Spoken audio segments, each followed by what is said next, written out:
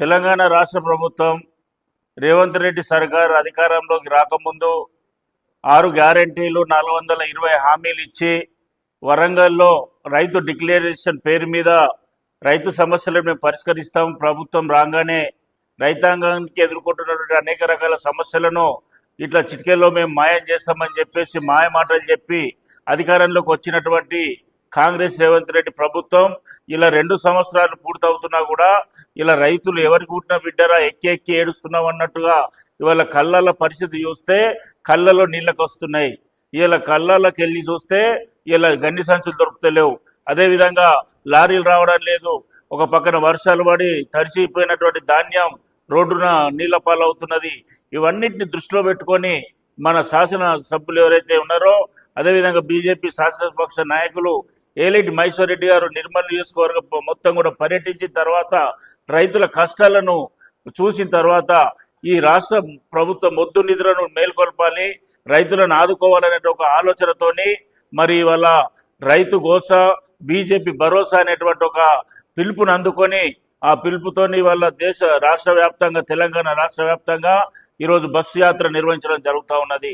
Telangana BJP రాష్ట్ర శాఖ ఆధ్వర్యంలో, అదేవిధంగా బీజేపీ శాసనసభ పక్ష నాయకులు మహేశ్వర్ రెడ్డి గారి నాయకత్వంలో ఈరోజు 4 రోజుల నుంచి బస్సు యాత్ర నిర్వహించడం జరుగుతున్నది. మొన్న 25వ తేదీ నాడు ప్రారంభమైనటువంటి వికారాబాద్ జిల్లాలో కల్వకుర్తిలో ఉన్నటువంటి ఏదైతే మార్కెట్ యార్డ్ సందర్శన నుంచి ప్రారంభమైన యాత్ర రేపు నిర్మల్ జిల్లాకు చేరుకోవడం జరుగుతున్నది.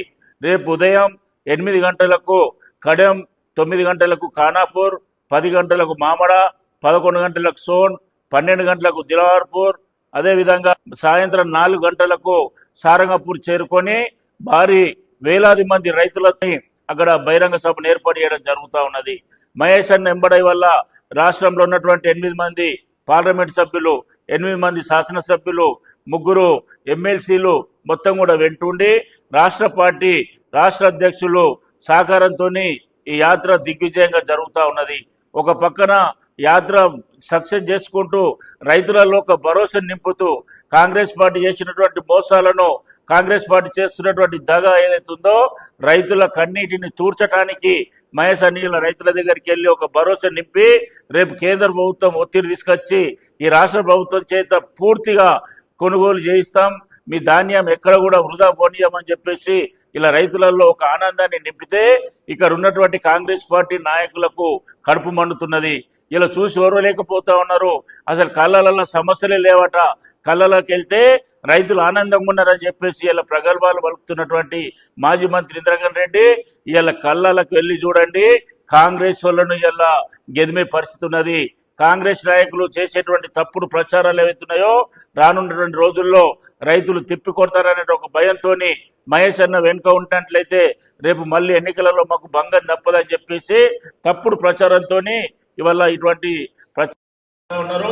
రేపు జరగబోయేటువంటి రైతు భరోసా బీజేపీ భరోసా ముగింపు బస్సు యాత్రను ఈ నిర్మల్ జిల్లా రైతాంగం ప్రజలు పెద్ద ఎత్తున విజయవంతం చేయాలని చెప్పేసి సారంగపూర్లో జరిగేటువంటి సాయంత్రం 4 గంటలకు జరిగేటువంటి భారీ బహిరంగ సభలో పెద్ద సంఖ్యలో పాల్గొని ఈ రాష్ట్ర ప్రభుత్వానికి కనువిప్పు కలిగేలా రైతాంగ సమస్యలను మొత్తం కూడా దృష్టి తీసుకొచ్చే విధంగా మీరు పెద్ద ఎత్తున పాల్గొనాలని చెప్పేసి భారతీయ జనతా పార్టీ విజ్ఞప్తి చేస్తూ ఉన్నారు.